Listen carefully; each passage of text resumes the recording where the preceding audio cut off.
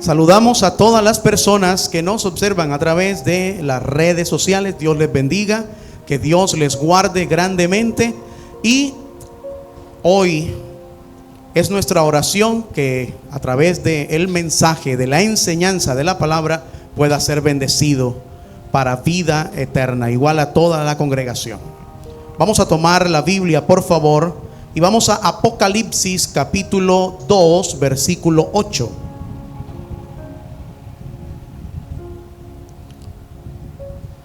Apocalipsis capítulo 2, versículo 8.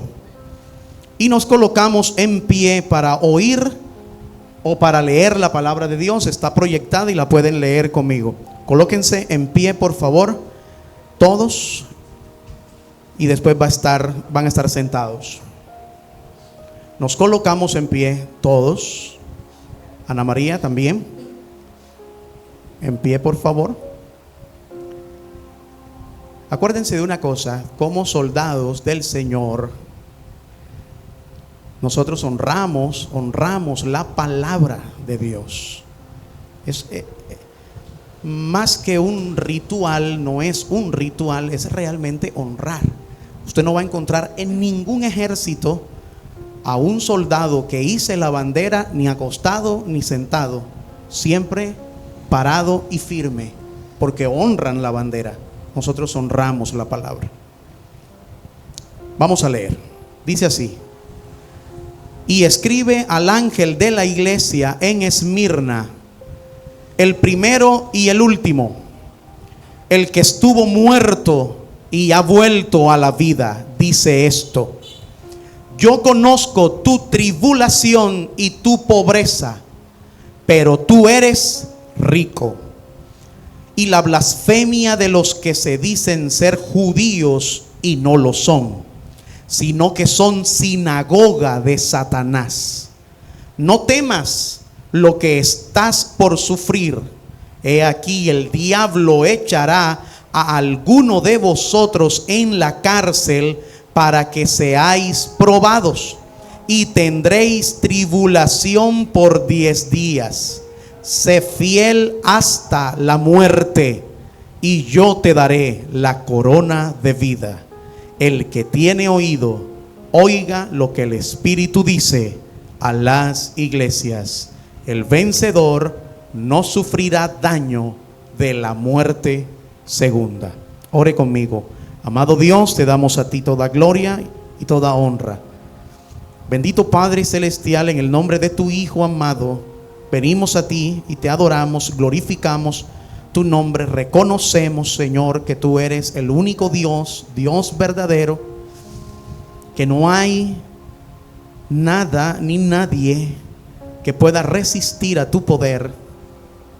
Y hoy, Señor, queremos oír tu palabra, y sabemos, Señor, que a través de ella tú puedes darnos vida y vida en abundancia. Que abras nuestra mente para poder discernir de tu palabra el mensaje que has preparado para nosotros en esta hora. En el nombre de Jesús, amén y amén. Tome asiento, por favor. Hemos venido siguiendo una serie que comenzamos el domingo pasado. La serie es el mensaje a las iglesias. Eran 7 iglesias, un mensaje a cada iglesia. Como le dije, el pasado fue el mensaje a la iglesia de... Ahora, en el primer mensaje a la iglesia de Éfeso, estuvimos viendo cómo había una iglesia que incansable, trabajadora, era una iglesia que defendía la moral y la doctrina, pero habían perdido una cosa: habían perdido el primer amor. El primer amor. Y Dios les dijo: vuelve al primer amor, porque si no voy a quitar tu candelero de tu lugar.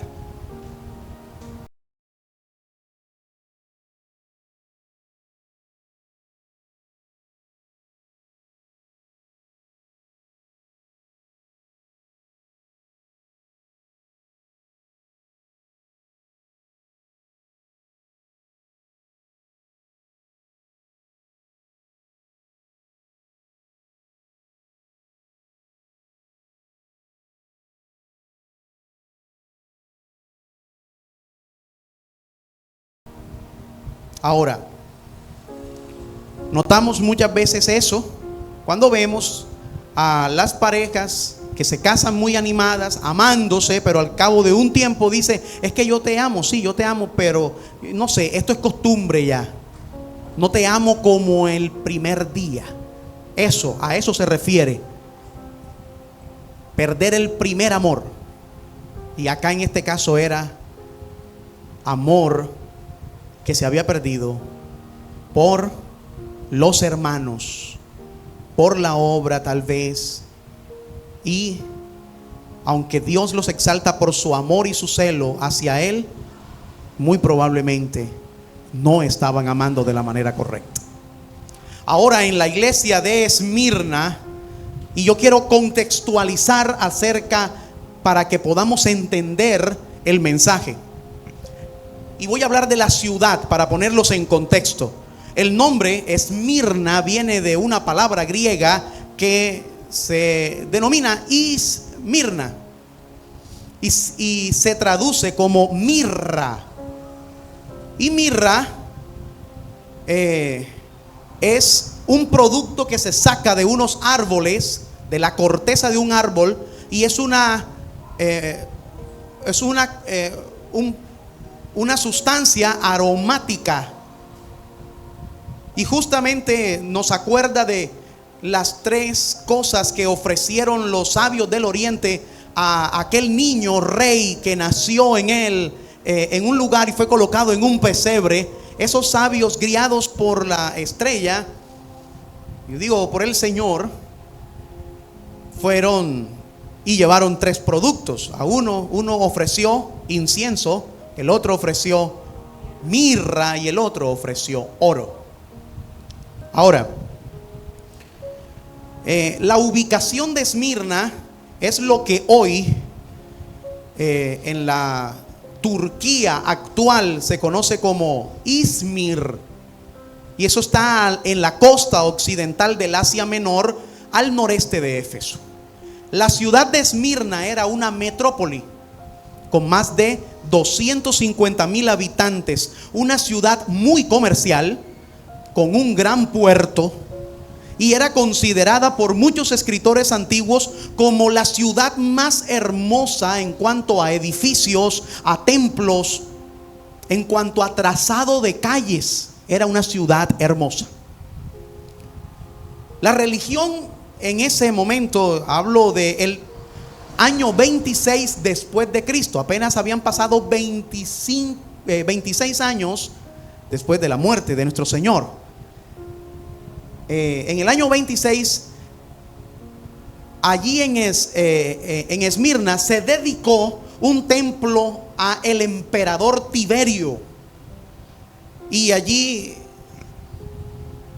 fue el primer templo construido para él, y donde se le rendía culto obligatorio al emperador Tiberio.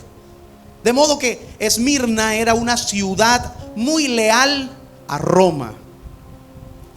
La iglesia allí en Esmirna, no se sabe a ciencia cierta la fecha de la fundación de esta iglesia, pero si vamos y leemos en la escritura, allá en Hechos 2, capítulo 2, versículo 9, donde habla de que el derramamiento del Espíritu Santo, donde se acuerdan que Dios le dijo a los discípulos: no se vayan de Jerusalén hasta que sean investidos del poder del Espíritu Santo. Y habían 120 en ese lugar cuando cayó el Espíritu Santo en el día de Pentecostés. Y de allí se asume que desde ese momento alguien salió y predicó hacia esta ciudad, Esmirna. El hecho es que esta ciudad sí recibió la instrucción apostólica, y si lo pueden leer en Hechos capítulo 19, versículo 10, allí dice lo siguiente: así continuó, hablando de Pablo, por espacio de 2 años, de manera que todos los que habitaban en Asia, judíos y griegos, oyeron la palabra del Señor Jesús. Todos los que habitaban en el Asia. Eso incluía a Esmirna. La historia asume que fue Policarpo el pastor de esta iglesia. Y en el siglo II dice en una de sus cartas que todavía no había llegado el evangelio a Esmirna, cuando Pablo en el año 62 escribió su carta a los filipenses. Esta iglesia tal vez se reunía en casas porque eran perseguidos. A ellos los perseguían para que no fueran a reunirse a la iglesia. Y hoy hay que perseguir para que vengan a la iglesia. Perseguirlos con invitación, con amor, con abrazos, diciéndoles, ayudándoles. Y aún así, qué difícil para muchos es asistir a la iglesia.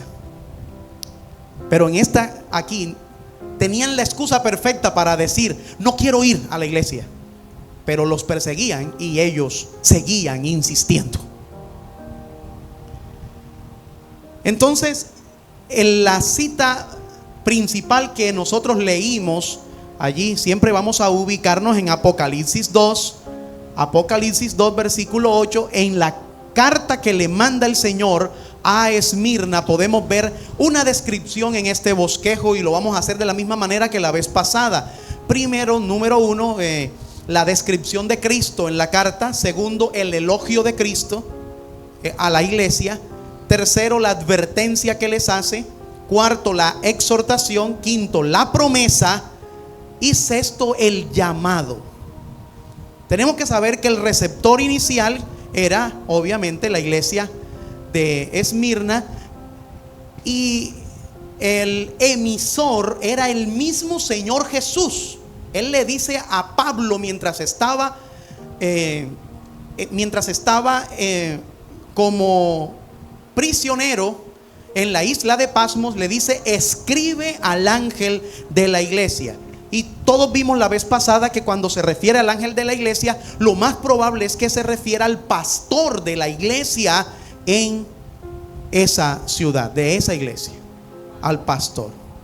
Perdón, a Juan en la isla de Patmos. Si dije Pablo, por favor, discúlpenme. Ahora, Policarpo es conocido como uno de los padres apostólicos, y se conoce de esta forma, y algunos dicen que fue un discípulo del apóstol Juan. Este fue arrestado y enjuiciado falsamente. Fue sentenciado a muerte y martirizado el 23 de febrero del año 155 después de Cristo. Para que vean ustedes.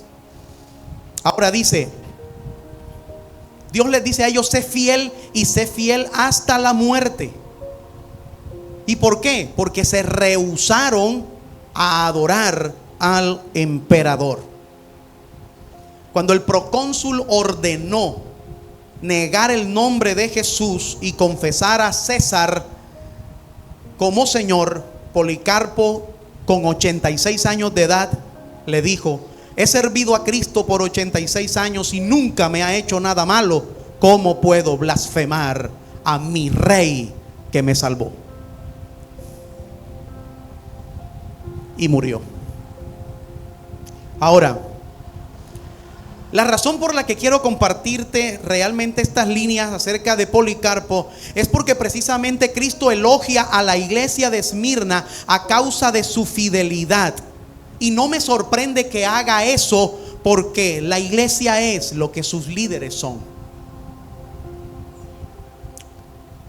Y ahora sí vamos a desarrollar el primer punto: la descripción de Cristo en esta carta. Váyase al versículo 8, capítulo 2. Vamos a estar allí en Apocalipsis. versículo 8 del capítulo 2 dice: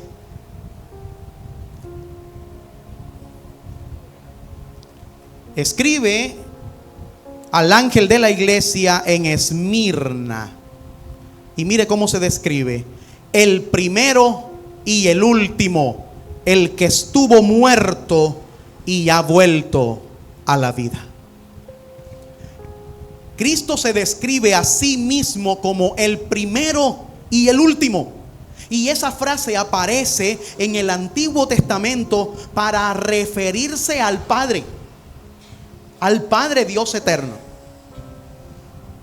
Si lo vemos y lo podemos leer, por favor, en Isaías capítulo 44, versículo 6. Isaías 44, 6 dice: así dice el Señor, el Rey de Israel, y su Redentor, el Señor de los ejércitos. Váyase por favor al capítulo 48, versículo 12. Capítulo 48, versículo 12. ¿Qué dice? Yo soy el primero y yo soy el último, y fuera de mí no hay otro Dios. Esta frase, el primero y el último, Jesús está definiendo su divinidad. Está diciendo que es igual en poder, en autoridad y en eternidad a la de Dios Padre. El autor de esta carta es el eterno e infinito Dios. Y si es el eterno e infinito Dios y es un mensaje para las iglesias, debemos estar atentos a ella. Dios es aquel que siempre ha estado allí. Es aquel que era antes del principio, y aquel que dice: antes de Abraham yo soy. Cristo también se describe a sí mismo como el que estuvo muerto y ha vuelto a la vida. Y eso parece bastante paradójico. Primero dice: yo soy el primero y el último, o sea, soy el que siempre ha existido, soy el eterno. Y después se describe: yo soy el que he muerto y ha vuelto a la vida. Y pareciera paradójico, pero él estaba diciendo que es Dios mismo el que murió en la cruz. Allí, ese cuerpo mortal que murió en la cruz. Pero recordemos que Dios es verdaderamente hombre, que fue lo que murió en la cruz, el que murió en la cruz, y verdaderamente Dios también. Y como Dios eterno, Él resucitó, porque la muerte que no vuelve a nadie ni arroja a nadie a la vida nuevamente, el Señor la venció y resucitó con poder. Ahora, Él, que tiene vida en sí mismo, se levantó de entre los muertos y ahora vive y reina para siempre como el Hijo del Hombre. Él es el que tiene las llaves de la muerte y del Hades, y nuestra esperanza viva está en Él. Tenemos un Cristo vivo que intercede por nosotros. Esto debió ser de consuelo muy grande para cada uno de estos hermanos que oyeron esta carta, que leyeron esta carta. Hermanos atribulados y perseguidos. Y aunque ellos murieran en manos de los perseguidores, en medio de los candelabros estaba el Señor eterno, el que sufrió y murió, pero el que venció la muerte. Él estaba capacitado para consolarlos. Y por dos cosas: porque conocía la tribulación y la muerte, y porque Él había vencido. Ahora miremos como segundo aspecto el elogio que le da. Versículos 9 y 10 dice: yo conozco tu tribulación y tu pobreza, pero tú eres rico, y la blasfemia de los que se dicen ser judíos y no lo son, sino que son sinagoga de Satanás. Y en el versículo 10 les dice: sé fiel hasta la muerte. Miren esto, Cristo les dice a ellos: yo conozco. Y Cristo realmente lo conoce todo. Te conoce a ti, conoce tu interior, conoce lo que tú piensas, conoce quién eres. De hecho, conoce tus más íntimas intenciones. Él te conoce. Si hay algo de lo que no te puedes escapar nunca, es de la mirada de Jesús, de la mirada de Dios. Todo lo conoce. Conoce cuando te cierras, cuando estás en público. Conoce cuando te vas a dormir, lo que piensas. Él conoce tu vida. Sus ojos examinan a los hijos de los hombres, y de manera muy especial está atento a las necesidades de su pueblo. Las circunstancias de su pueblo no le son ajenas. Y Cristo elogia a esta iglesia, y la elogia por su fidelidad. En el versículo 10 les dice: sé fiel hasta la muerte. Esta iglesia era una iglesia fiel.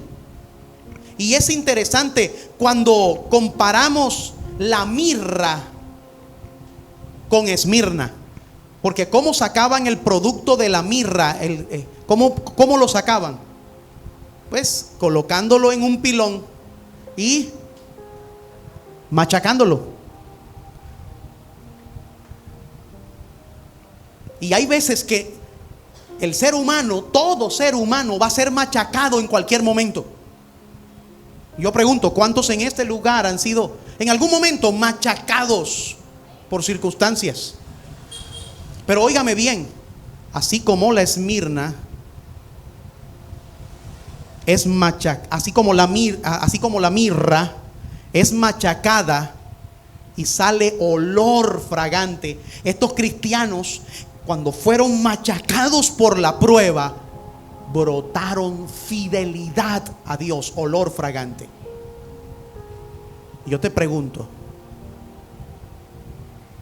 ¿qué es lo que tú botas cuando te machacan? ¿Qué es lo que tú botas? Ahí, cuando yo estudiaba, había un árbol que no le voy a decir el nombre que le decíamos en aquel momento, porque obviamente es un nombre impropio para decirlo, pero cuando los alumnos querían, y sobre todo en la clase de matemáticas, querían que el profesor no diera clases, tomaban 5 fruticas de este árbol y se las llevaban al salón. Y cuando iba entrando el profesor, las colocaban en algún lugar del piso y las machacaban, las pisaban, y al estriparse aquella frutica, expedía un olor tan fétido que todos tenían que salir del salón y no podían dar clase. Y a mí se me hace un poco gracioso, porque así como esas fruticas, hay muchas personas que cuando pasan el momento de la prueba y son machacadas, no botan fidelidad, olor fragante a Dios, sino que sale el hedor de sus propios corazones, que le dicen a Dios: si este es el evangelio, no quiero saber nada de ti. si sufrir es a lo que me llamaste, no quiero saber nada de ti. Nada difícil de ver cuando miramos al pueblo de Israel cuando salió de Egipto, y aunque vio obras maravillosas, imagínese ver y estar presente donde el pueblo egipcio es atacado con 10 plagas de manera milagrosa, donde el mar rojo se abre para pasar por lo seco. Pero cuando les medio machacó el Señor con la necesidad en el desierto, empezaron a blasfemar contra Dios. ¿Qué sale de ti cuando te machacan? ¿Hedor o perfume? Ahora, sufrir tribulación. La Biblia dice: yo conozco tu tribulación, les dijo el Señor. La palabra tribulación implica vivir bajo extrema opresión. En el Nuevo Testamento se utiliza la palabra comúnmente para referirse a la persecución.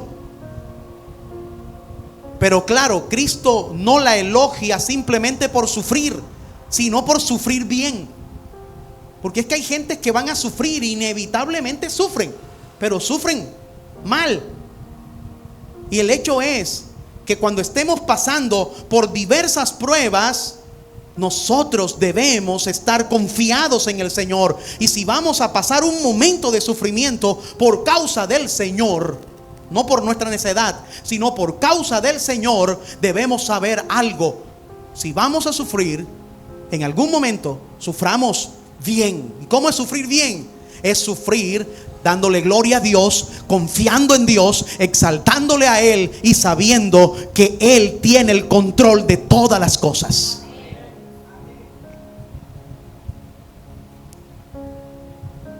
Esta ciudad, como ha dicho alguien, era un semillero de adoración para el emperador. Y bajo el emperador Domiciano, que vimos nosotros que atacó mucho a la iglesia de Éfeso, ahora encontramos una adoración hacia este emperador Tiberio. Y vemos nosotros cómo llegó a ser un pecado capital negarse a ofrecer adoración al emperador. Negarse. Era: o adoras al emperador o te mueres. Y yo pregunto, ¿qué haría usted o qué haría yo si en algún momento algún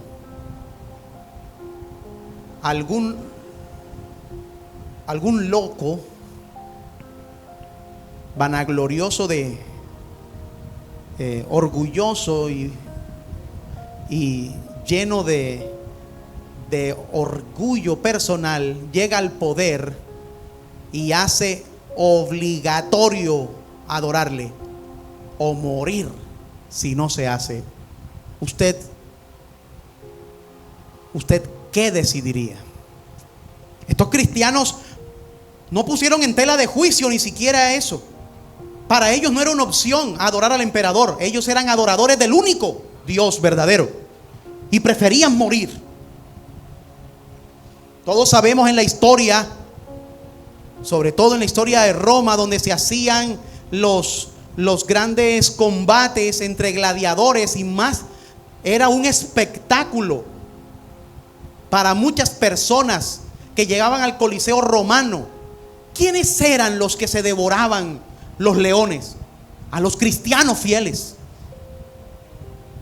¿A quiénes les colocaban para qué? Para que los gladiadores y estos verdugos los persiguieran por toda la arena para decapitarlos, y que la gente aplaudiera y viera la sangrienta guerra, que no era sino más que un juicio contra los cristianos que estaban allí y que decidieron: no vamos a adorar al emperador. Ahora, no es de sorprenderse entonces que muchos murieron, y el ejemplo de ellos fue su mismo pastor Policarpo, que fue ejecutado 50 años después de haber muerto el apóstol Juan. Los cristianos que se rehusaban a participar de las religiones paganas politeístas, que tenían muchos dioses, eran asesinados. Y los cristianos eran objeto de blasfemias y de mentiras. Y como vemos más adelante,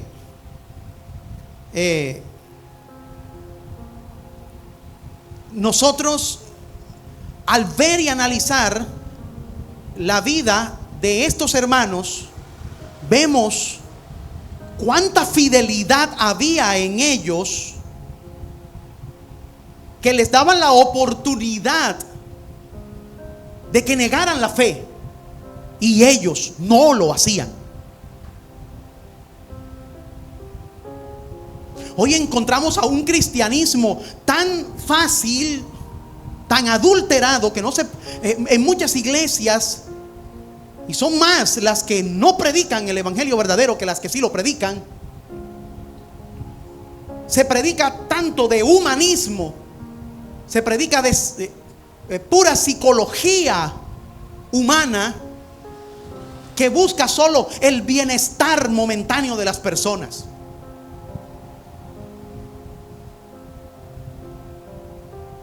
Se predica solo de: mírate a ti mismo, cree en ti. Cree en ti.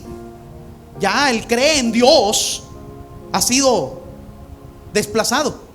Cree en ti. Ámate. Valórate. Mírate en un espejo y di: qué hermoso soy. ¿Ese es el evangelio? El evangelio que vivían estas personas era mirar a Jesús como su único salvador y ver que todo lo que Dios había hecho por ellos era salvarlos, darles vida eterna, y ellos estaban dispuestos a morir solo por adorar a su Dios. Mire, la Biblia también dice que no solo los llamó a ellos que yo conozco tu tribulación, no solo les dijo yo conozco tu tribulación, también les dijo yo conozco tu pobreza, y les coloca entre paréntesis: pero eres rico. La palabra pobreza aquí usada se describe como alguien que vive de las limosnas de otra persona y no de su propio trabajo. Muchos creyentes allí en Esmirna, a causa de la fidelidad hacia Dios, sufrieron la expropiación de sus bienes. Le quitaron sus casas, los echaron de sus trabajos, no podían ni comprar ni vender, y empezaron a vivir una pobreza absoluta. Ahora bien, a pesar de su pobreza material, Jesús les dijo: yo conozco tu pobreza, pero eres rico. Eres rico. Rico espiritualmente lo eres. Tal vez esta iglesia no se reunía en grandes edificios, sino en pequeñas casas, o tal vez hasta en las catacumbas se reunían a causa de la persecución. Pero ellos habían entendido lo que dice 2 de Corintios capítulo 8 versículo 9, y lo habían comprendido muy bien. ¿Qué dice? 2 de Corintios capítulo 8 versículo 9, y léalo conmigo. ¿Ya lo tienen?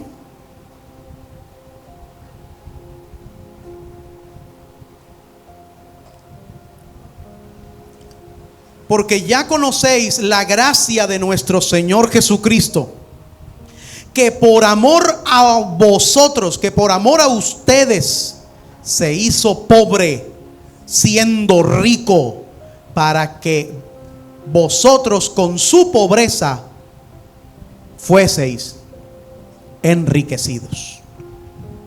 ¿Sí se da cuenta? Ahora, esta iglesia gozaba de la bendición espiritual y eran herederos de las riquezas del reino de Dios. Eran insignificantes a los ojos del mundo, pero eran grandes en el reino de los cielos. Y esto me recuerda la letra hermosa de un himno escrito por Martín Lutero, el himno Castillo Fuerte, que dice: nos pueden despojar de bienes, nombre, hogar, el cuerpo destruir, pero siempre ha de existir de Dios el reino eterno.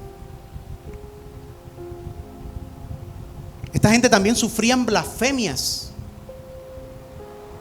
Siga leyendo en el versículo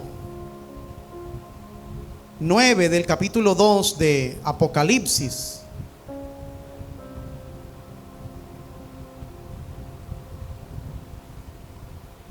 Me corrigen si es el 9 o es el 8. Pero dice: y la blasfemia de los que dicen ser judíos y no lo son.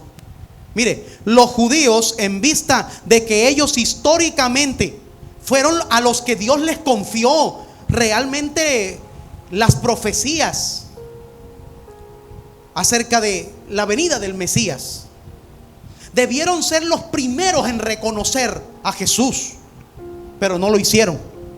Al contrario, se volvieron radicalmente contra él y contra sus enseñanzas. Lo odiaban a él y a sus seguidores.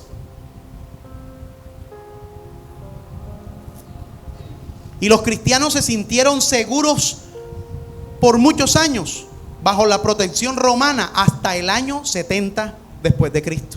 Después de eso, los judíos estuvieron entre los primeros en acusar a los cristianos ante Roma. Y entre las acusaciones falsas de esos judíos estaban: ellos son caníbales. ¿En serio? Sí. Tomando una interpretación falsa de la cena del Señor. Cuando el Señor dijo: si no comen mi carne y beben mi sangre, no podéis ser mis discípulos. Y hablaba de la cena del Señor.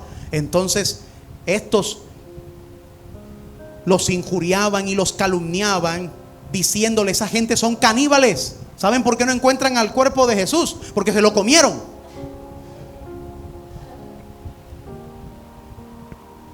Los acusaban de inmoralidad, una mala interpretación acerca de el ósculo santo. Y ustedes salúdense con un beso santo. Entonces decían: esa gente se encierran allá, porque ellos dicen ahí que salúdense con ósculo santo. Esa gente se encierran es a besarse allá adentro. Son inmorales. Acusaciones falsas contra los cristianos. Los acusaban de desbaratar hogares. Cuando uno se convertía al Señor, entonces el otro se iba en contra del que se convertía. Y venía y decían: esa gente desbarata los hogares. ¿No han visto ustedes cuando muchas personas que vienen al Señor, a veces son los de su propia casa y su misma pareja la que se opone para que sean cristianos? Le prediqué a una mujer un día y ella dice: yo sí recibió al Señor, oró, pidió perdón por sus pecados,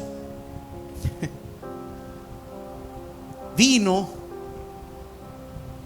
y un día me dijo: pastor, no vuelvo más. Y dice: ¿por qué? Es que mi marido me dijo que él no quería una esposa evangélica. Y que si yo me convertía evangélica, entonces me iba a dejar y se iba a buscar otra. Y yo le dije: ¿y tú qué le dijiste? Yo le dije que está bien, que no iba. Tristemente. Pero hay otras personas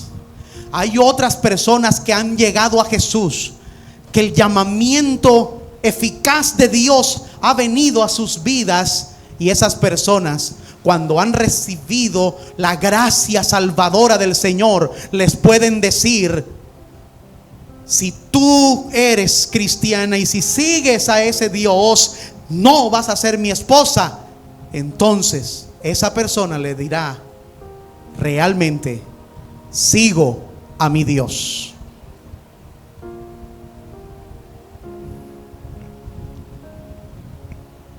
Los calumniaban de ateísmo, de ateos, porque creían en un Dios invisible, y aquellos estaban acostumbrados. Todas las religiones politeístas están acostumbradas a tener algo para ver y tocar. Y los acusaban también de deslealtad política, porque los cristianos reconocían a Jesús como Señor y no al César como Señor. Así que, con la esperanza de destruir la fe cristiana, muchos judíos ricos, influyentes, residentes en Esmirna, los acusaban, y a esos hermanos les quitaban sus bienes y los perseguían. Vamos a ver lo tercero: la advertencia. Versículo 10: no temas lo que estás por sufrir. He aquí, el diablo echará a algunos de vosotros en la cárcel para que seáis probados, y tendréis tribulación por 10 días. Cristo conocía la tribulación de esta iglesia y les advierte diciéndoles: oiga, además de la tribulación viene una ola, viene una segunda ola. Un nuevo diluvio de sufrimiento viene sobre ustedes. Por la actividad demoníaca, muchos cristianos serían echados en la cárcel. Lo que se ve es un grupo de personas siendo encarceladas. Lo que realmente ahí estaba sucediendo era que Satanás se le conoce, es el nombre Satanás significa adversario. El adversario estaba tratando de detener el avance del reino de Dios y destruir la obra de Dios. Y es interesante esto, porque los cristianos en Esmirna debían estar conscientes de que la guerra era esencialmente espiritual, donde su enemigo es el diablo. Pues este incitaría a las autoridades, de modo que algunas personas de la congregación serían encarceladas y con la posibilidad de ser condenados a muerte. Y claro, todo esto tendría como resultado temor. Y el temor no es malo en sí mismo, pero cuando el temor se apodera de una persona, es una de las razones principales por las cuales muchas personas pierden la fe. Y por eso Cristo les da la siguiente exhortación a ellos. Versículo 10: no temas, sé fiel hasta la muerte. Y la exhortación es doble: no temas. Este es, de hecho, el mandato más común en la Biblia. El mandato más común en la Biblia es no temas. Alguien que dijo alguna vez que hay 366 veces que se repite en la Biblia la palabra no temas. En todo caso, Cristo tiene el control de todas las cosas. Y ellos estaban diciendo, confiamos en el Señor. Y Dios les estaba advirtiendo, van a sufrir unos, pero no teman. Y no teman por estas dos razones. El propósito era ser probados. La idea es que la fe sea probada. No crea usted que usted llega a la iglesia y dice yo creo en Dios y su fe no va a ser probada. Porque es que la Biblia lo dice, no todo el que dice Señor, Señor entra al reino de los cielos. Y hoy encontramos en toda clase de grupo que siempre ya se ha convertido en un cliché, en una costumbre decir Dios te bendiga.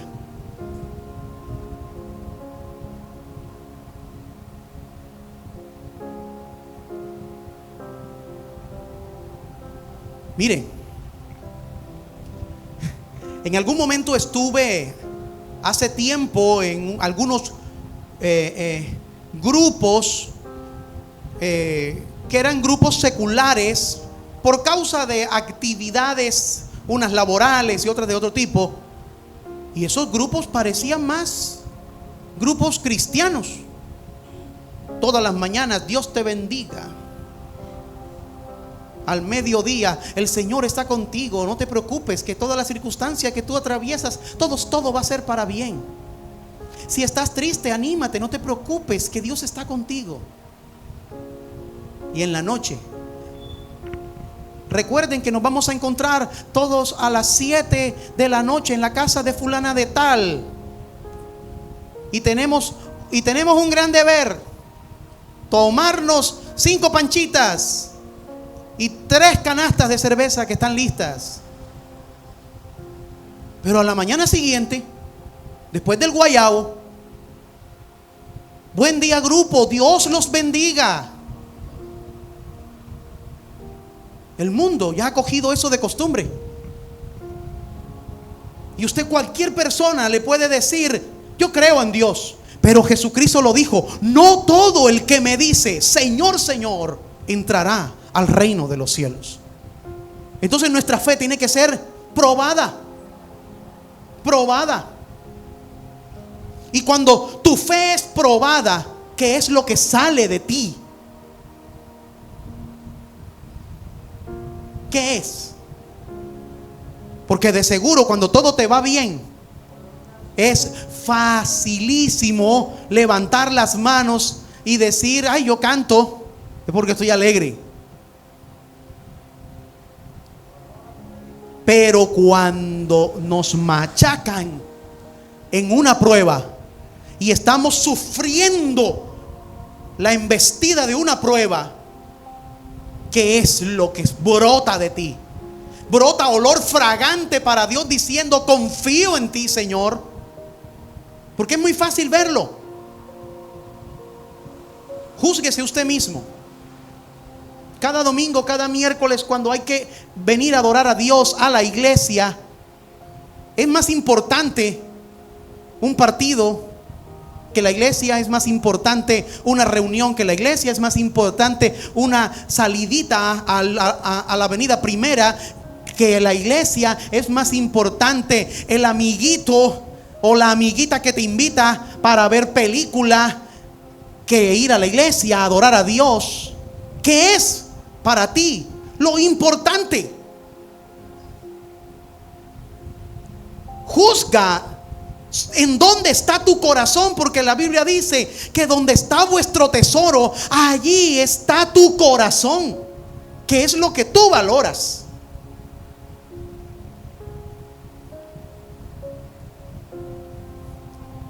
Ahora la Biblia dice que la prueba de vuestra fe produce paciencia. Y el Señor a través de Pedro dice: después que hayáis padecido un poco de tiempo, Él mismo os perfeccione, afirme, fortalezca y establezca. Y más, léalo conmigo, Primera de Pedro capítulo 5, versículo 10. Primera de Pedro 5, 10.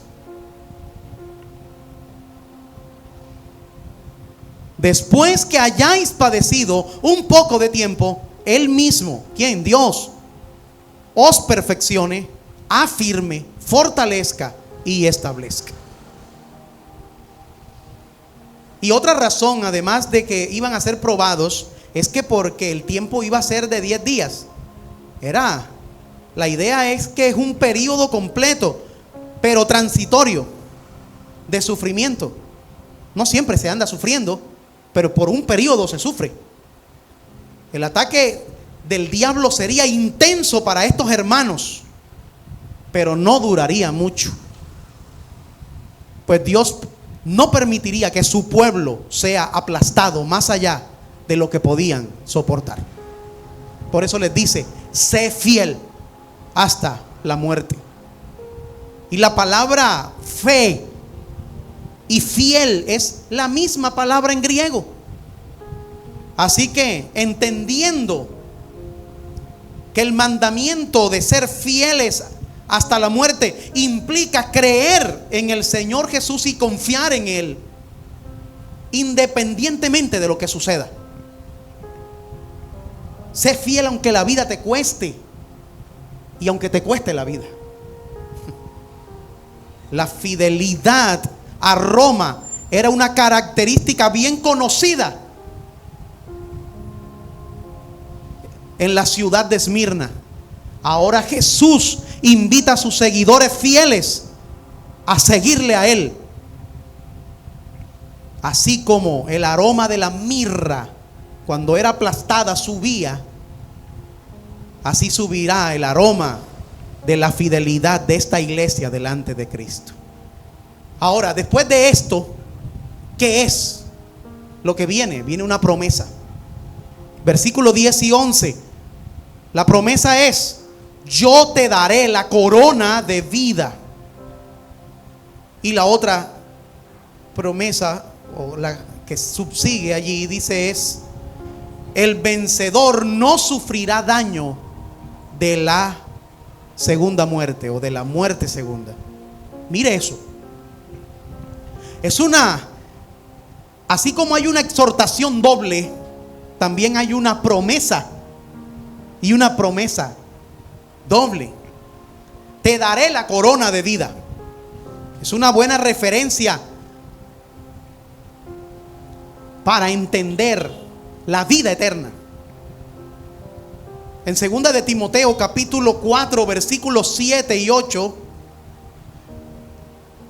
dice: he peleado la buena batalla, he terminado la carrera, he guardado la fe.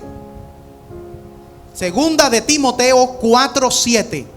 2 de Timoteo 4:7. He peleado la buena batalla, he terminado la carrera, he guardado la fe.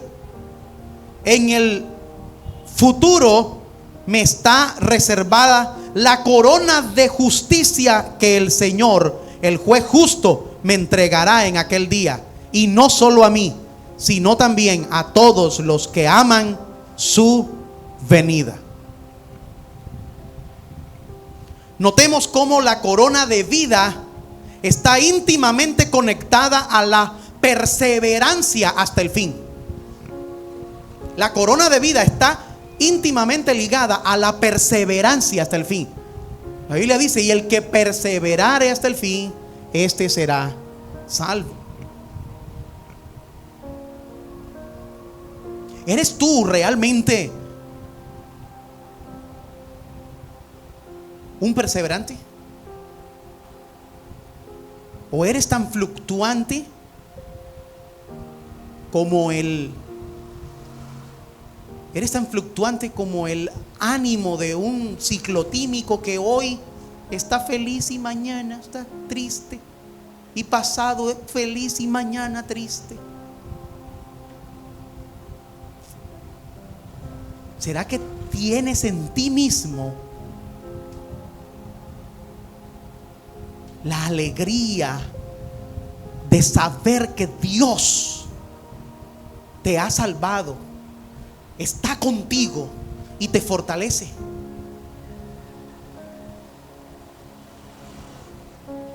O eres de los que se derrumba por cualquier cosa y olvida la obra de Dios en ti.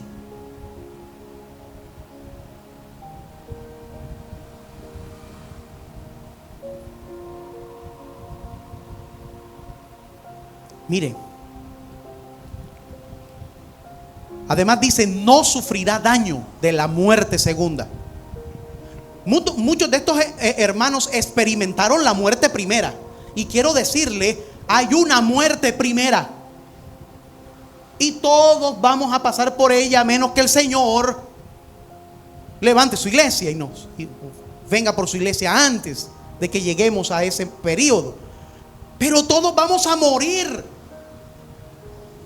Pero el Señor Jesús le dijo a sus discípulos, nos dijo a nosotros: no teman al que mata el cuerpo, pero el alma no la pueden matar. Pero temed al que puede matar el alma en el infierno. Hay una primera muerte, la muerte de este cuerpo. Pero cuando tú te mueres, ¿qué crees que va a pasar? ¿Qué crees que va a pasar?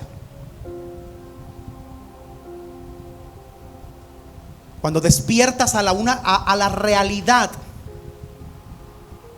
de que tú eras más que materia, y despiertas a la realidad espiritual y dices: ay, estoy vivo.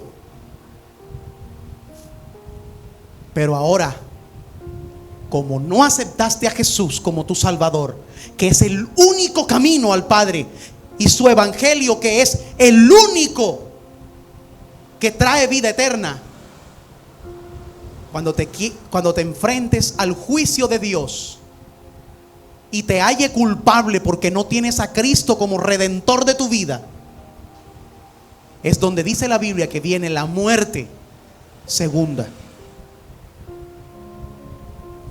Y la muerte segunda es la completa separación de Dios en un lugar que fue preparado para Satanás y sus demonios. Ahora,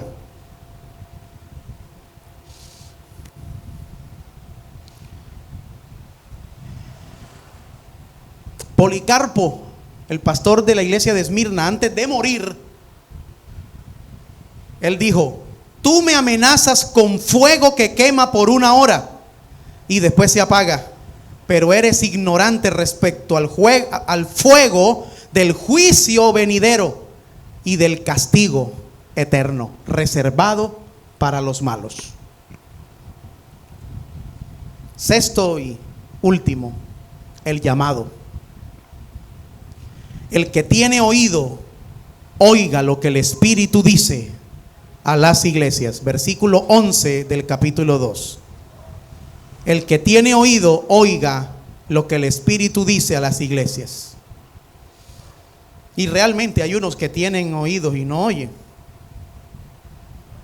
El pastor Carlos Narváez me decía constantemente, un anciano, cuando yo era un adolescente, tenía tal vez 12 o 13 años, y me decía: mi hijo, no hay peor ciego que el que no quiere ver, y peor sordo que el que no quiere oír.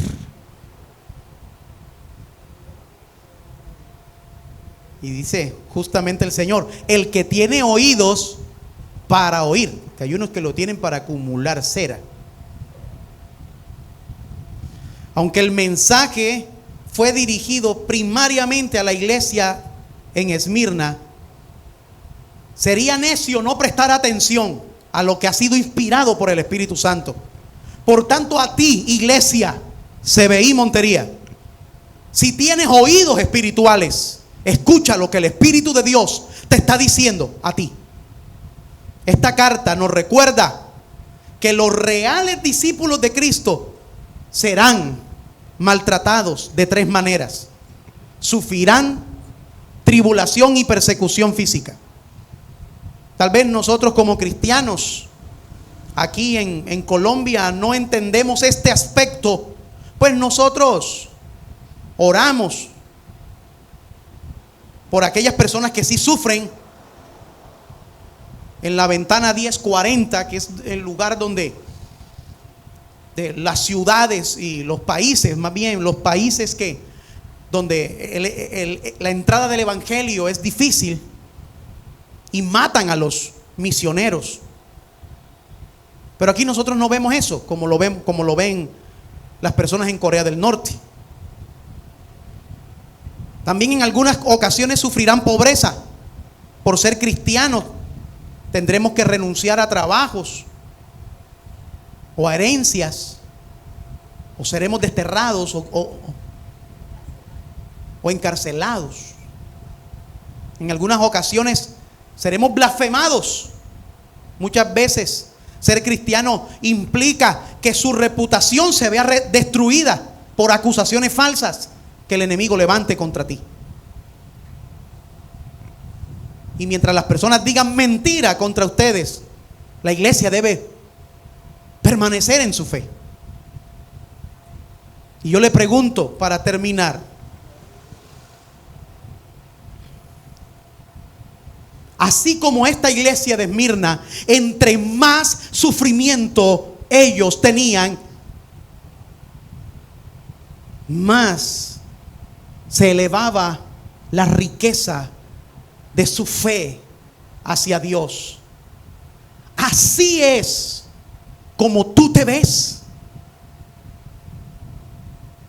Si no es así, este es el momento de hacer el primer paso para ello, y es arrepentirte y venir a Dios.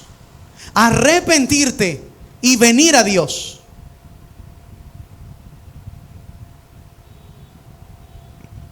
Y tomemos el ejemplo que le dice Jesús a esta iglesia: sé fiel, y sé fiel hasta la muerte. Hasta la muerte. Lea conmigo este último pasaje, Lucas 8:15. Lucas 8:15. Y miremos esta porción de una de las parábolas del Señor. Lucas 8:15. Dice así: mas la que cayó en buena tierra, estos son los que con corazón bueno y recto retienen la palabra oída y dan fruto con perseverancia. Colóquese en pie, por favor. Amantísimo Dios y Padre, te damos a ti toda honra y toda gloria. Gracias, Señor, te damos por tu amor, por tu salvación. Gracias, Señor, por tu palabra.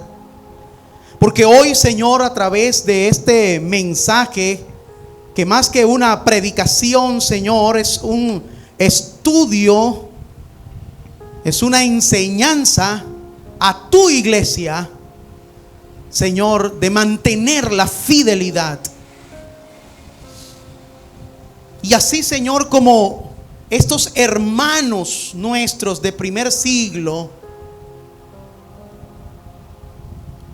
estos hermanos de la iglesia de Esmirna, a pesar de que sufrieron la inclemente persecución, las calumnias, la muerte, no negaron su fe en ti.